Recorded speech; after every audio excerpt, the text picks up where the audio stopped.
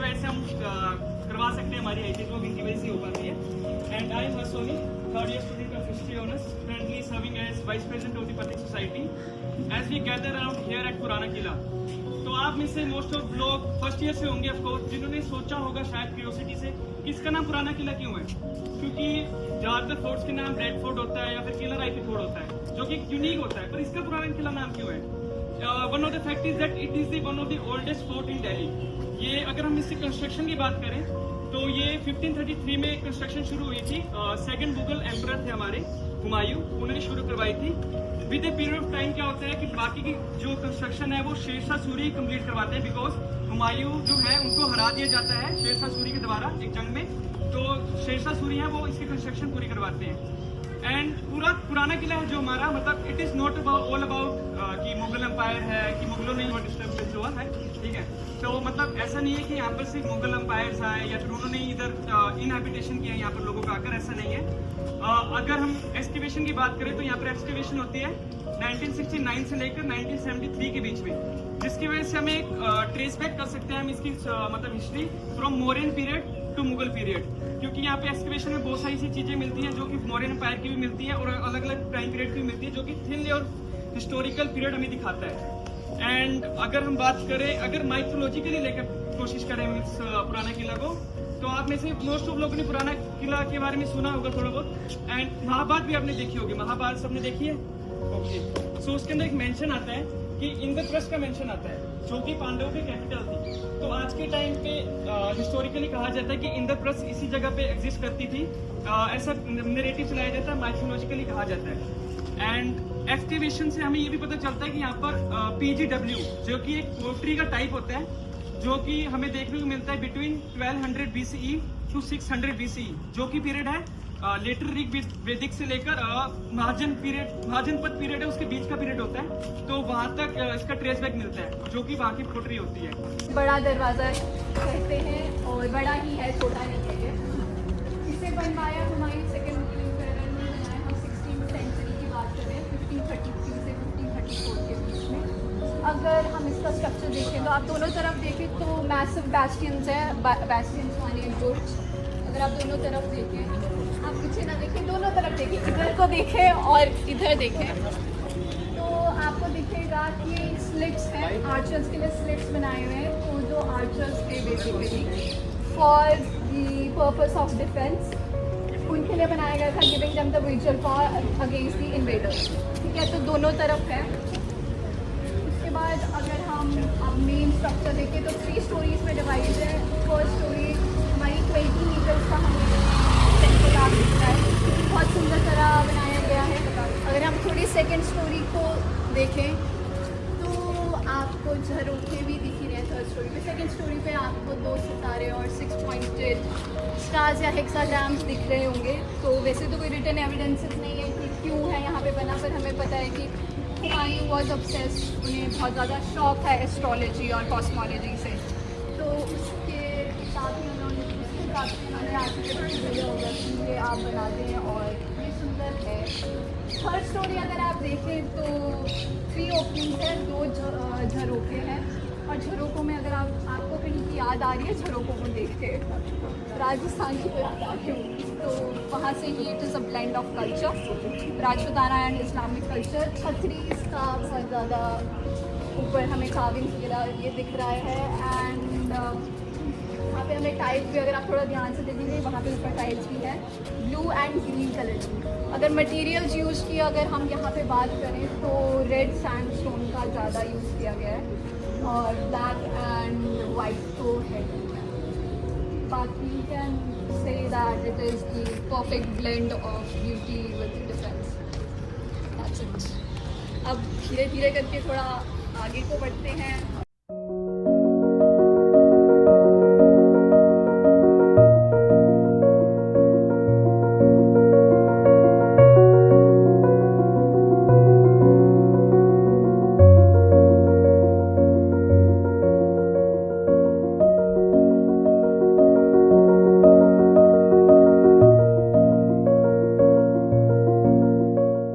Simpler but at the same time equally fascinating structure, जो कि किला कोना मॉस्क जो उधर है और शेर मंडल के बीच में है। सो जो दिल्ली है उसमें इन टोटल 9 हिस्टोरिकल बावलीज है, जिसमें से एक मेजर ये है पुराना किला की बावली। सो आप में से कोई बताना चाहेगा कि व्हाट डज बावली एक्चुअली मीन? या सो लाइक बावली is actually a deep well with stairs. Purpose होता है कि वाटर को कलेक्ट करना and at the same time इसमें कुछ पाइप्स होते हैं जो दूसरे वाटर रिजर्वेयर और वाटर बॉडी से कनेक्ट होते हैं। अगर हम इस बावली को देखें सो इसमें 89 स्टेयर्स है और इसकी हाइट अराउंड 7 मीटर मानी जाती है। आप अगर इसकी रूफ को देखें तो we can see a series of arches. जो पहली जो रूफ है उसमें जो आर्च है वो सबसे ज्यादा साइज की है, उसके बाद जो उनकी हाइट है वो डिक्रीज हो रही है। इनकी जो रूफ है उनको बनाने का बस एक ही मकसद होता था कि जो पानी है उसको पॉल्यूटेड होने से बचाना, और इससे जो इवेपोरेशन की रेट है वो भी काफ़ी कम हो जाती है। ये जो बावली है इसको 16th सेंचुरी में शेरशाह सूरी ने बनाया था और उनका ये पर्पस था कि वाटर को स्टोर करना for the purpose of drinking, irrigation and हमाम। हमाम हम आगे भी कवर करेंगे जिससे हमको पता चलेगा कि ये जो पानी है इसका जो पर्पस था एक बाथिंग के लिए भी यूज होता था for the royal purpose. As of now ये जो बावली है वो ASI के अंडर है और इसमें further construction as well as conservation work चल रहा है। ऑल्सो इस बावली से रिलेटेड काफ़ी इंटरेस्टिंग मिथ भी है। फर्स्टली ऐसा कहते हैं कि एक टाइम पर जो बावली का वाटर था वो ब्लैक कलर का था, which was basically use to hypnotise people. Secondly इस बावली से रिलेटेड एक ये भी मिथ है जो लोकल्स आज भी मानते हैं कि बावली इतनी एक्सटेंडेड थी कि डायरेक्ट यमुना रिवर से कनेक्ट होती थी, which was used as an escape route for the royal family जब भी किले पर या फिर फोर्ट में अटैक हो। एट द सेम टाइम कुछ मिथिकल कंपोजिशंस ऐसे भी कहते हैं कि जो बावली का बेस है वो बॉटमलेस है और ये डायरेक्ट जो सेक्युलर वर्ल्ड है उसको बेस या फिर मिथिकल अंडरवर्ल्ड से कनेक्ट करता है। बट अभी तक ये मिथ ही है, कंफर्म नहीं हुए तो इसे मिथ ही रहने देते।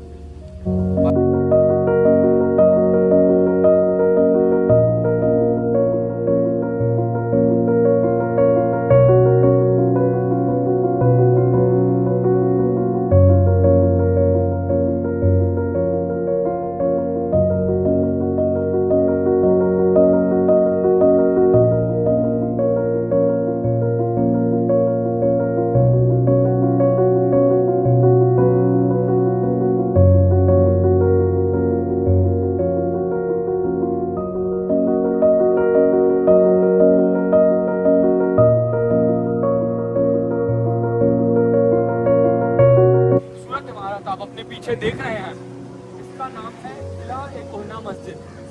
तो इसका नाम इतना भारी भरकम क्यों है भाई, किला ए कोहना मस्जिद? कोई बता सकता है इसका मतलब क्या हो सकता है? कोई गेस करो, कोई भी एक ब्लाइंड गेस कर दो। कह रहा है किले के कोने में बना है। हाँ, किले के कोने में, अच्छा गेस था। लेकिन इसका नाम ऐसा इसलिए पड़ा है क्योंकि किला ए कोहना का मतलब होता है पुराना किला और किला ए कोहना मस्जिद का मतलब हुआ पुराने किले की मस्जिद। तो ये जो मस्जिद है इसको 1540 में शेरशाह सूरी ने 1541 में शेरशाह सूरी ने बनाया था जब वो बैटल ऑफ दिल्ली जीते थे 1540 में हुमायूं से। उन्होंने हुमायूं को हटा के और पुराने किले पे कब्जा कर लिया था, अपना अधिकार जमा लिया। अब भाई कोई भी राजा है, कोई भी शहंशाह है तो कहीं पे भी अपना अधिकार जमाता है तो सोचता है हम तेरी छाप छोड़ूंगा, कोई ना कोई छवि होनी चाहिए कि भाई इसने यहाँ पे राज किया। तो आपको देखने को मिलेगा उन्होंने सोचा कि एक मस्जिद से ज़्यादा बेहतर क्या हो सकता है भाई, कि सबके जो है ना इबादत करने के लिए एक जगह हो जाएगी खूबसूरत से इमारत भी बन जाएगी। तो यह जो मस्जिद है ये न सिर्फ पूरे किले की ओनली मस्जिद है बल्कि साथ में दूसरी बात यह है कि सबसे खूबसूरत इमारत है पूरे पुराने किले की। तो जरा मैं आपको थोड़ा सा इसके आर्किटेक्चर और इसके मटेरियल्स के बारे में बता दूं। तो सबसे पहले इसमें 3 टाइप के मटेरियल्स यूज हुए हैं, मार्बल, येलो सैंडस्टोन और रेड सैंडस्टोन का इसमें यूज किया गया है। और इसमें 5 हमको आर्क्स देखने को मिलेंगे, 5 आर्चेस देखने को मिलेंगे और 5 ही इसके पार्ट्स हैं, 5 कंपार्टमेंट्स इसके हैं। तो इसका जो मेन और सेंट्रल आर्क है यह सबसे खूबसूरत आर्क है इसका, और इसमें सबसे ज़्यादा मार्बल इनले वर्क वगैरह हमको देखने को मिलता है। सबसे ज़्यादा ब्यूटीफुली इसको कार्व और डेकोरेट किया गया है। ये इन आर्चेस को हम हॉर्स शू आर्चेस के नाम से जानते हैं और यही इसका है। और जरा हम थोड़ा पास आते हैं, थोड़ा अंदर की ओर चलते हैं जिससे कि हमको थोड़ा सा और इस मस्जिद के बारे में पता चल सके। देखें कि भाई शेरशाह सूरी कैसे जाके इसमें इबादत करते थे या हुमायूं कैसे जाके इसमें इबादत करते थे।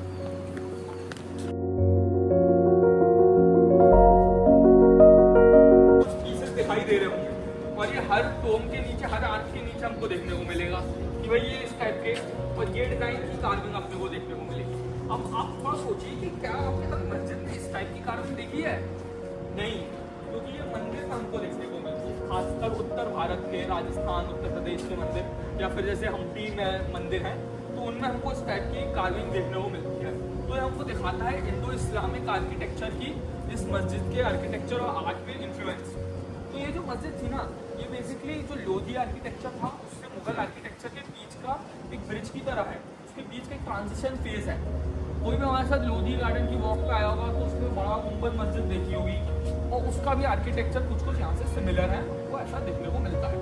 और यहाँ पे काफ़ी खूबसूरत मुगल पैनल भी हैं, जो कि आगरा में आपको कई जगह पे, आगरा में जैसे अकबर का टोम है तो उसमें ऐसे पैनल जैसे ब्यूटीफुल कार्विंग वाले इंगले वर्क वाले पैनल आपको देखने को मिलते हैं। और इसको हम इंगले वर्क का नाम देते हैं कि मार्बल के अंदर कटिंग करके आपने बहुत ब्यूटीफुल डिज़ाइन बना दी, तो ये इंगले वर्क का नाम है। चलिए थोड़ा सा वो और अंदर चल के देखते हैं।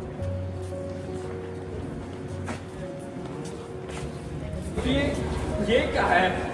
ये उन्होंने ऐसे अंदर से एक दरवाजा, खिड़की, ये क्या बनाया है? बड़ी सी खिड़की क्या है भाई? ये क्या हो सकता है? ये कोई सोच सकता है क्या कुछ? ये आइडिया क्या है? नमाज पढ़ते टाइम, क्योंकि मुस्लिम्स में ना कोई मूर्ति नहीं होती उनके अल्लाह की, तो वो सिर्फ बैठते हैं, वो ऐसे कुछ करते हैं। मक्का की ओरिएंटेशन, ये आपने एकदम सही कहा।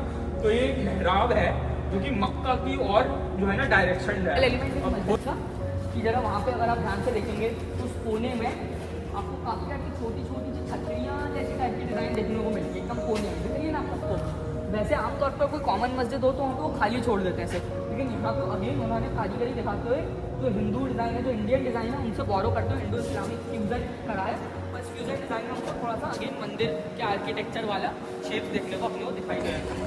तो हमें इसके ऊपर का जो हिस्सा था ना, जो थोड़ा सा पानी फेंकता है, वो हमें नहीं मिला। ये उसका बेस है, बस बेस हमें मिला है, और कोई हमें इसके रिमेन्स मिले नहीं है। लेकिन एएसआई की रिपोर्ट यही बताती है कि भाई ये जो बेस है ये फाउंटेन है, और अब यहाँ पे आपको तो ये सीढ़ियाँ जो बनी हुई हैं, तो इसका सीढ़ियों का यही पर्पस हो सकता है कि भाई अगर बेसिंग के लिए भी ये काम आता होगा, कुछ ना कुछ होली वाटर ड्रॉ करना, may be something like that, या फिर अपनी मस्जिद की कोई साफ सफाई के लिए भी ये काम आ सकता है। History honour student and also a member of Patel. तो जो ऑब्वियसली यहाँ पे अभी वेदर की वजह से बहुत इंटरप्शन हो गया है, बट जो मेरे पीछे आप ये मॉन्यूमेंट जो देख रहे हैं, इससे रिलेटेड कुछ, इससे एसोसिएटेड एक दो फैक्ट्स हैं, एक दो इवेंट्स हैं जो कि बहुत ज़्यादा ही इंटरेस्टिंग और आपको एक हिस्टोरिकली बहुत ज़्यादा सिग्निफिकेंट है। तो ये जो स्ट्रक्चर है इसे शेर मंडल कहा जाता है। शेर मंडल नाम मतलब इसका मतलब है शेर शाह पेविलियन। तो जैसे नाम बता ही रहे हैं, इसको 1551 में शेर शाह सूरी ने इसकी इनिशियल कंस्ट्रक्शन स्टार्ट करी थी। तो जो शेर शाह सूरी थे वो सूर डायनेस्टी के फाउंडर थे इंडिया में। उन्होंने कुछ सालों के लिए जो मुग़ल डायनेस्टी थी उसको ओवरथ्रो किया था, एंड जो उनका शेर शाह सूरी का जो विज़न था, जो उनका पर्पस था इसे बनाने के लिए, वो एक एज अ प्लेजर पेविलियन वो देखते थे। तो प्लेजर पेविलियन का मतलब वो एक प्लेस फॉर एंटरटेनमेंट या फिर अ प्लेस फॉर रिलैक्सेशन, वो ऐसा उसे इसको ऐसा बनवाना चाहते थे। लेकिन 1555 में मुग़ल डायनेस्टी दोबारा से रीइस्टेब्लिश होती है, एंड जो हुमायूं थे एम्परर, वो आके इसको ट्रांसफॉर्म कर देते हैं एक प्लेजर पेविलियन से लाइब्रेरी या फिर एक ऑब्जर्वेटरी के तौर पे। तो जैसे कि आप देख ही सकते हैं, इसमें डबल स्टोरी ये ऑक्टेगनल टावर के शेप में है। डबल स्टोरी मतलब इसमें 2 फ्लोर हैं, और 2 फ्लोर के भी ऊपर आप लोग अगर थोड़ा पीछे होकर देखेंगे तो एक डोम शेप्ड पेविलियन भी है। तो वो जो डोम शेप्ड पेविलियन है वही मतलब एज ए हुमायूं लाइब्रेरी के तौर पे भी यूज़ करते थे। जो उनके बेटे थे अकबर, जो कि आगे जाके बहुत बड़े one of the greatest Mughal rulers भी रहे, तो वो भी वहीं पे बोला जाता है ट्यूटर किए गए थे हुमायूं के द्वारा। एंड जैसे कि आप बाहर देख भी सकते हैं, यहाँ पे वाइट मार्बल्स का भी इस्तेमाल किया गया है, जो कि रेड सैंडस्टोन से मिलके एक सुंदर व्यू हमें देता है। इसकी जो पूरी हाइट है इस पूरे टावर की, वो 13.5 मीटर्स है, और जो पूरी इसकी चौड़ाई है, ब्रेथ, वो एक्सटर्नल डायमीटर वो 16 मीटर्स है। और हुमायूं थे एम्परर, ये माना जाता है कि उनकी जो डेथ का रीज़न था वो भी इसी स्ट्रक्चर से रिलेटेड था। तो आप लोग सोच रहे होंगे मतलब इतना बड़ा एम्परर था, उसकी मौत इसका रीज़न कैसे बनी ये स्ट्रक्चर। तो ऐसा कुछ नहीं था कि लड़ाई होगी, कोई दूसरी डायनेस्टी आई, लड़ाई करी, एम्परर ये डेथ होगी, गोली मार दी, वो वैसा कुछ नहीं था। एक बहुत ही ट्रेजिक या फिर एक बहुत ही अनफॉर्चुनेट डेथ थी। तो जैसे कि आप जानते ही हैं हुमायूं इस्लाम से एसोसिएटेड है। तो जब शाम का टाइम था और इवनिंग प्रेयर्स का टाइम था तो वो नमाज पढ़ने का भी टाइम था। तो जैसे ही अजान होती है, अजान की आवाज़ सुनते ही वो नीचे, वो ऊपर थे उस टाइम पे सेकंड, तो जैसे ही अजान की आवाज़ सुनते ही वो नीचे आते हैं। तो नीचे आते हुए उनका पैर फिसल जाता है, ऐसा माना जाता है पैर फिसल जाता है, और वो सीढ़ियाँ जो अंदर हैं हम देख तो नहीं सकते, उससे वो फिसल के गिर जाते हैं। तो ये भी माना जाता है कि वो हुमायूं जो है वो अफीम के नशे में थे, तो ढंग से तो मार नहीं पाए अपने आप को। तो ये इस पे ज़्यादा वो डिस्कशन, इसमें ज़्यादा मतलब क्लैरिटी नहीं है, लेकिन ये है कि वो स्टेयर से उनका पैर फिसला और वो गिर गए। तो और ये इंसिडेंट जनवरी 1556 का है। एंड उसके बाद 2 दिन बाद वो उनकी जो इंजरीज थी वो अल्टीमेटली उनकी डेथ हो गई थी।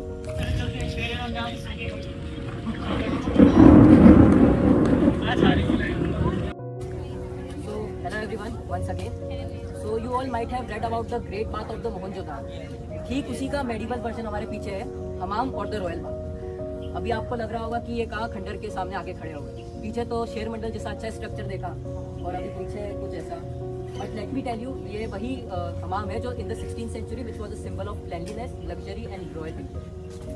If we talk about the area, so the hammam is spread around the area of 3.2 square kilometers, 3.2 square meters, and it was discovered in 1913 by the ASI during an archaeological excavation.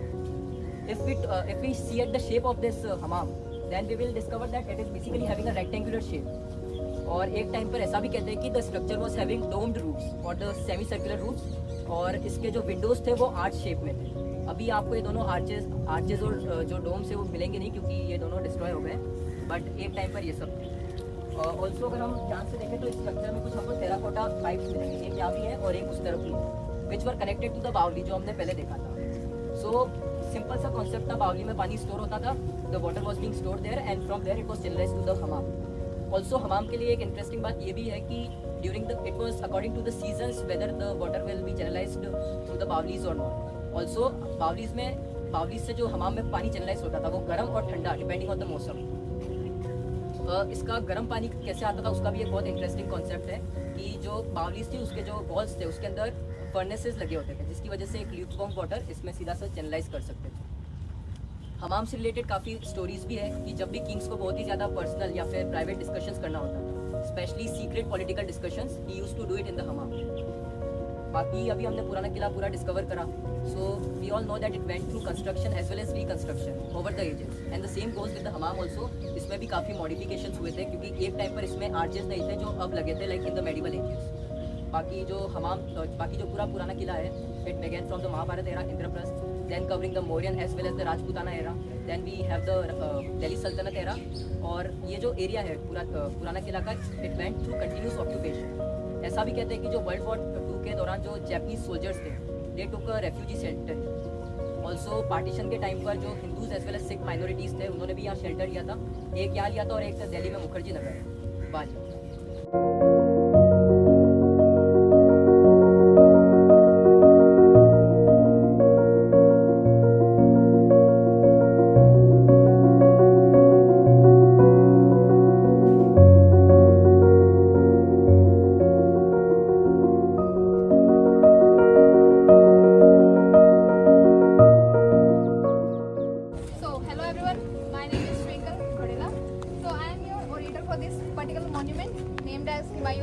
दरवाजे के सामने अभी हम खड़े हैं, इसका नाम है हुमायूं दरवाज़ा, और ये ऐसे माना जाता है कि इस पुराने किले का सबसे सुंदर और सबसे मैजेस्टिक जो गेटवे रहा होगा वो हुमायूं दरवाज़ा रहा है। तो जैसे कि मैं नाम बोल रही हूँ हुमायूं दरवाज़ा, तो किसी ने सोचा कि इसका नाम हुमायूं दरवाज़ा ही क्यों है? क्योंकि हुमायूं यहाँ से बनवाया होगा। हाँ, ये है। हमारे पास कोई पर्टिकुलर कोई सॉलिड एविडेंसेस नहीं है इसके लिए, हमारे पास रीजंस हैं। जैसे कि पहला ये कि इसको, जैसे इसका नाम बताता है कि इसको हुमायूं ने बनवाया होगा, तो हाँ हो सकता है कि हुमायूं ने बनवाया हो इसलिए इसका नाम हुमायूं दरवाज़ा पड़ा हो। दूसरा ये कि जो इसका गेटवे हमें दिख रहा है, एक तो ऊपर है और एक दूसरा नीचे है, तो जहाँ से, लेकिन ये डबल स्टोरीड है, तो एक ऊपर है और एक नीचे गेटवे है आने जाने के लिए। तो इस गेटवे से हुमायूं की टॉम जो 1565 में बनाई गई थी वो नजर आती थी, जिसके नाम हुमायूं टॉम के नाम की वजह से इसके इन्फ्लुएंस पड़ा इस दरवाजे की कि हुमायूं टॉम दिखती है, तो इसलिए इसका नाम हो गया हुमायूं दरवाज़ा। हमारे पुराने किले में 3 गेटवेज हैं, जिससे हम आज आए, वो था हमारा बड़ा दरवाज़ा जो कि इस मेन जाने के लिए भी वेस्ट साइड में लोकेट करता है। और हम जहाँ खड़े हैं वो है हिमायू दरवाज़ा, जो कि इसके साउथ डायरेक्शन में लाई करता है। बड़ा दरवाज़ा इस बेसिकली, उसका नाम बड़ा दरवाज़ा क्यों है, क्योंकि वो बड़ा है, ओबियसली इसका नाम बड़ा दरवाज़ा होगा सही में। और हिमायू दरवाज़ा छोटा है उससे, लेकिन उससे भी ज़्यादा इम्पोर्टेंस इसकी मान सकते हैं। क्यों मान सकते हैं, ये इसलिए कि जैसे आप अगर इसके स्ट्रक्चर को देखें तो इसमें दो गेटवेज, डबल स्टोरीड है, इसमें दो गेटवेज है, एक ऊपर और एक नीचे। जो नीचे वाला है वो ऐसे माना जाता है कि वो एक खाई में पानी था, वहाँ तक खुल जाएगी। तो ये सेफ्टी रीजंस के लिए हो सकता है, फोर्टिफिकेशन का कोई पार्ट हो सकता है, तभी ऐसे होगा। और जो दूसरा है उसको पहुँचने के लिए हम इसके लिए ब्रिज का यूज़ किया जाता था, पुल का यूज़ किया जाता था। और जो ऊपर वाला गेटवे है उससे मोस्टली जो पुराना किला है ये इसका कनेक्टिविटी थी मथुरा और आगरा से, जहाँ से लोगों का आना जाना और पर्टिकुलरली कोई थिंग्स का आना जाना मतलब ट्रांसपोर्टेशन के लिए यूज़ किया जाता था। तो इस गेटवे का ट्रांसपोर्टेशन और इसकी फोर्टिफिकेशन को देखते हुए हम मान सकते हैं कि बहुत इंपॉर्टेंट रोल रहा होगा उस टाइम पे, अदर देन टू जो गेटवेज है उससे। तो अगर हम इसके बात करें आगे स्ट्रक्चर की हो चुकी है, तो आर्किटेक्ट जैसे हमने सभी देखा, सभी में इंडो इस्लामिक आर्किटेक्ट का हमें दिखाई देता है। तो इसमें भी जो है इंडो इस्लामिक आर्किटेक्ट, इसमें बहुत ही सुंदर इंडो इस्लामिक आर्किटेक्ट की गई है। जैसे कि हम देख रहे हैं, जैसे ये आर्क है, जो ये आर्क हमें दिख रहा है, जो टोल बीच में हमें टोल आर्क दिख रहा है सेंट्रल वाला वो, और उसकी साइड में जो छोटे छोटे और आर्क हैं सेंट्रल की साइड में, वो हमारे बेसिकली इंडस मुस्लिम आर्किटेक्ट का पार्ट माना जा रहा है। और दूसरा जो ऊपर हमें छतरीज झरोकास दिख रहे हैं वो हमारे राजपूताना स्टाइल का पार्ट है, जिससे हमें लोकेट कर सकते हैं कि इंडिया और मुस्लिम आर्किटेक्ट का एक ब्लेंड है, जो कि बहुत सुंदर, इसकी सुंदरता में चार चांद लगाता है, ये हम बोल सकते हैं। तो अब हम इसके बारे में बात करते हैं कि ये हो गया इसके पूरे स्ट्रक्चर के बारे में बात। और इसके अंदर जो इसका मटेरियल है यूज़ किया गया है, रेड सैंडस्टोन यूज़ किया गया है, जिसके अंदर बहुत सुंदर कार्विंग की गई है, बहुत सुंदर नक्काशी की गई है, जो इसकी सुंदरता के लिए मेन पार्ट माना जा सकता है। दूसरा इसमें वाइट मार्बल का यूज़ हुआ है, उस पर भी कार्विंग्स है। और तीसरा इसमें कलरफुल टाइल्स का यूज़ किया गया है, अभी दिख रहा होगा शायद आपको, जैसे रेड सैंडस्टोन हम सभी को दिख रहा है, वाइट हमें नीचे की तरफ दिख रहा है, जहाँ भी नहीं जा सकते क्योंकि कल्चरल प्रोग्राम कोई हो रहा है शायद। तो ये था इसकी स्ट्रक्चर और इसके नाम को लेके। और इसमें नीचे स्टेयर्स बनी हुई है, जो इसकी यूनिकनेस को बढ़ाती है। कैसे कि अभी हम सभी ग्रुप में खड़े हैं और ऐसे उस टाइम पे भी ग्रुपिंग वगैरह होती होंगी ऐसे इसको देखने के लिए या फिर कोई और कल्चरल प्रोग्राम के लिए, तो वहाँ पे स्टेयर्स बनाई गई है कि इसके गेटवे को हम ब्लॉक ना करें, साइड में खड़े होकर देख सके आराम से। तो तत्व व्यवहारिक हो, तत्परक बात करिए और व्यवहारिक जो सबको समझ में आए, और उसमें जानते हैं हिस्टोरियन जो होता है इसमें किसी प्रकार का न धर्म का न परिवेश का राग रंग नहीं चलना चाहिए। आप ऑब्जर्वर हैं, आप एनालिसिस करते हैं। सबसे पहले मेडिवल हिस्टोरियन थे, his name was Mohammad Khwandamir. Okay, he was a medieval historian. उन्होंने अपने अकाउंट्स में लिखा कि Humayun laid down formation of a city near Yamuna in a mould which was incomplete. ठीक है, उन्होंने कंप्लीट नहीं करवाया। उसके बाद एक हिस्टोरियन आए, उनका नाम था तारिकी दोदी। तारिकी दोदी ने कहा शेर शाह जब वो मरे तो उन्होंने अपना कैपिटल जो बनवाया था, जिसका नाम उन्होंने रखा था शेरगढ़। ठीक है, तो वो शेरगढ़ इनकम्प्लीट था। इसका मतलब हमें ये पता चलता है कि हुमायूं ने शुरू करवाया और फिर अपने सेकेंड रेन में इसको कंप्लीट करवाया, इसकी फोर्टिफिकेशंस बनवाई। उसके बाद और भी हिस्टोरियंस आते हैं, जैसे अब्बास सिनवारी आए। अब्बास सिनवारी में भी लिखा कि शेर शाह ने 2 सिटीज़ बसाई थी। एक तो ये हो गया पहला शेरगढ़ जो उन्होंने नाम रखा था, और एक सासाराम बिहार में है जिसको वो कंप्लीट नहीं करवा पाए। ठीक है, उसके बाद आते हैं मॉडर्न हिस्टोरियंस। मॉडर्न हिस्टोरियंस ने इसका नाम रखा द फोर्ट ऑफ पांडवास, पांडवों का किला इसको बोला जाता रहा था। और हम लोग ये मान के चलते थे दिस वॉज अ प्लेस जो कि इंद्रप्रस्थ सिटी के अंदर आता था। लाक्षागिरी ऐसा माना जाता था यही है। और आपने वहाँ देखा था ओपन साइट्स थी जहाँ पे घास उग रखे थे, that was the channel from where Pandavas pass and they got to escape from the Lakshagriha, ऐसा कहा जाता है, फोकलोर है। ठीक है, फिर आगे चलते हैं तो पार्टीशन के टाइम पे यहाँ पे बहुत सारे नियरली 50 to 60,000 मुस्लिम्स यहाँ पे रिफ्यूजी रहे। उसके बाद वर्ल्ड वॉर सेकेंड के टाइम पे जापानीज सोल्जर लगभग 10,000 सोल्जर यहाँ पे स्टेशन किए गए थे, जो सिंगापुर से लाए गए। ठीक है, अब बात करते हैं किसके बारे में? इसका नाम पता है किसी को? तलाक। अच्छा मैंने बता दिया। चलो ठीक है। तलाक ही सुन के सबसे पहले मन में क्या आता है? तलाक। तलाक क्या होता है? डाइवोर्स। डाइवोर्स क्या होता है? सेपरेशन। छोड़ देना, ठीक है, मतलब सेपरेट हो जाना, फॉरबिडन, ठीक है। तो इसका लिटरल मीनिंग है फॉरबिडन गेट। अब कौन सा ऐसा गेट है भाई कि लगा के छोड़ दिया? गेट का मतलब ये लोग आ जा सके यहाँ से, लेकिन लगा के क्यों छोड़ा? तो इसके 3-4 रीजन है। बहुत सारे हिस्टोरियंस हैं। आपने पर्सिवल स्पीयर का नाम सुना है? ओरल हिस्ट्री के बहुत बड़े हिस्टोरियन हैं। तो उन्होंने जब अकाउंट करा था तो उनको ऐसा पता चला था कि यहाँ के लोग इस दरवाजे को श्रापित मानते हैं। उन्होंने कहा था कि यहाँ से जब शेर शाह निकले लड़ाई करने के लिए, और उन्होंने कहा था कि जब मैं वापस आऊँ उसी वक्त इस गेट को खोलना, नहीं तो किसी के लिए भी मत खोलना। और उस जंग में वो मारे गए। तो ये गेट कभी खुल ही नहीं पाए। उसके बाद और हिस्टोरियंस का देखते हैं, जैसे कि स्वप्ना लिडल ने कहा कि ये दरवाज़ा शापित है, इससे जो भी कपल बाहर जाएंगे उनका तलाक फिक्स है। तो एक ये था कि ये हो गया। अब एक हिस्टोरियन है लूसी पेक, आप सर्च करना इनके बारे में। लूसी पेक ने कहा कि एक बार हुमायूं ने कहा जब वो जीत के आया वापस 1555 में, तो फिर उसने ऐसा कहा था कि वो इसी गेट से सेरेमोनियल एंट्री करेगा, इस गेट को खुलवाएगा, क्योंकि ये गेट यूजलेस हो चुका था। तो उसके बाद क्या हुआ? वो शेर मंडल से गिर के मर गया, तो उसकी सेरेमोनियल एंट्री हो नहीं पाई। तो इस कारण इस गेट को सही में शापित मान के इसको फॉरबिडन कर दिया गया। Now it is called forbidden gate. जब यहाँ पे बीबी लाल एक्सकवेशन कर रहे थे 1954-55 और फिर सेकेंड जब हुआ 69 में, उस वक्त इसको पूरे मलबे को हटाया गया। ये बहुत बार गिर भी चुका है। इसका अच्छे से हो नहीं पाया रख रखाव। अगर आप अंदर जाके देखना चाहो तो देखना, मैं नहीं ले जाऊंगा क्योंकि वो कभी भी गिर सकता है, ठीक है। तो इसके आर्किटेक्चरल फीचर्स पे आते हैं। यहाँ के पुराना किला की जितनी भी गेट्स थी वो सारे 2 स्टोरी गेट्स, एक ये नीचे एक ऊपर। जो ऊपर वाला था वो नोवेल्स के लिए और ऑफिशियल्स के लिए था, और नीचे वाले कॉमन पीपल के एंट्री के लिए। अब ये इसको अगर आप पार करो तो यहाँ क्या होगा सोचो? लेक था इधर। तो लोग आते कैसे थे? आपने बहुत सारे एनिमेशंस में, मूवीज में देख रखा होगा कि फोर्ट के चारों तरफ मोट बनाते हैं लोग, एक पानी का चैनल रखते हैं, उसमें मगरमच्छ डाल देते हैं और कुछ ना कुछ कि लोग पार ना कर पाए, जस्ट फॉर सेफ्टी पर्पस।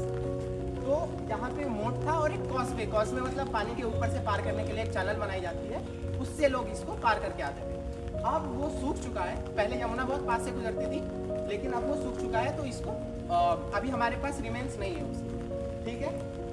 अब यहाँ के ऑर्नामेंटेशन की बात करते हैं। सबसे पहले तो मैं आपको बताता हूँ कि ये जो तलाकी दरवाज़ा है वो कम्प्लीटली फ्यूजन बेस्ड है।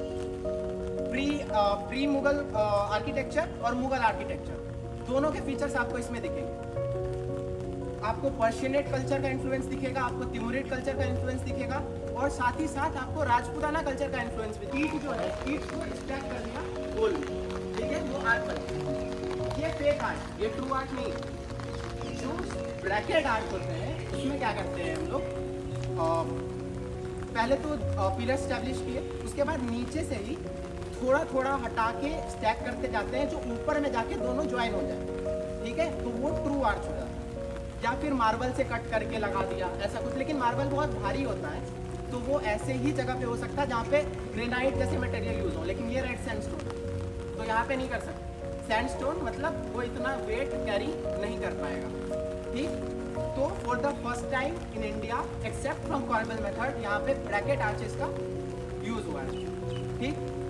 तो एक तरीके से ऐसा कहा जाता है कि इस गेट का जब बनवा रहे थे, वो इस गेट को बनवा रहे थे, ये गेट बनी हुई है 1539 से 1542 के बीच में, ठीक है। ऐसा नहीं पता होंगे कि किसने बनवाया, क्योंकि 39 में हुमायूं हारा था, तो ऐसा हो सकता है कि वो फाउंडेशन ले करके गया होगा और इसको पूरा करवाया होगा शेरशाह सूरी ने, क्योंकि ऑर्नामेंटेशन शेरशाह सूरी ने करवाई है। ब्लू मार्बल उसने लगवाया, ब्लू ऑर्नामेंट्स और वाइट मार्बल, और वाइट मार्बल का इसके बाद बीबी का मकबरा हो गया, 2.5 दिन का झोपड़ा हो गया।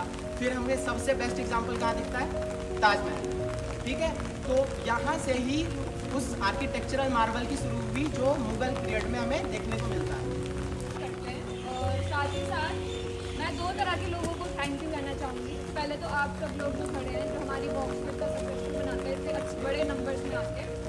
दूसरा मैं थैंक यू करना चाहूँगी अपनी टीम को, जो कि मीडिया से लेके लॉजिस्टिक्स से लेके और कंटेंट का काम, ये सारे रिसर्च करते हैं और फिर आपके सामने ये सब प्रेजेंट करते हैं। तो I hope you enjoyed it, और आप आगे भी मैं देखना चाहूँगी कि आप लोग हमारे साथ बॉक्स में आए। और आज मौसम भी काफ़ी बहुत तूफानी वॉक हो रही है आज की। तो thank you for waiting for so long and thank you for joining. Thank you.